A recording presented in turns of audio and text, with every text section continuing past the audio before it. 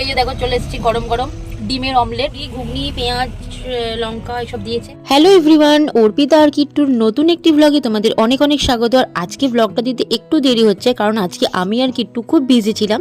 পুরো সারা দিনটা বর্ধমানেই কেটে গেছে, কারণ কিট্টু আর আমার দুজনেরই আজকে ডক্টরের কাছে চেক আপের দেখানোর কথা ছিল।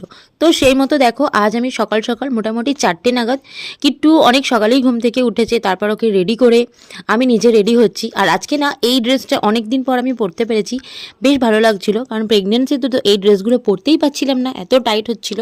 তো যাই হোক, দুজন মিলে মা মেয়ে রেডি হয়ে গাড়ি আমাদের 7টা নাগাদ চলে এসেছিল। আর এই ব্লগটা একটু বড়, সবাই দেখতে থাকো, আশা করি ব্লগটা খুব ভালো লাগবে। ফার্স্টে আমরা যাবো কিট্টুকে দেখাতে, কারণ হচ্ছে ওনার ডক্টর 9টা পর্যন্ত থাকেন। তো ওই জন্য হচ্ছে ওর আগে কিট্টুকে দেখাবো, তারপর আমার ডক্টর হচ্ছে 11 থেকে 11:30, আর কিট্টুর ডক্টর হচ্ছে 7টা থেকে 9টা। তো প্রথমে কিট্টুকে দেখাবো, মানে দেখানো মানে কি হচ্ছে রুটিন চেক আপ। ডেলিভারির পর বলেছিল যে 2 সপ্তাহ পর কিট্টু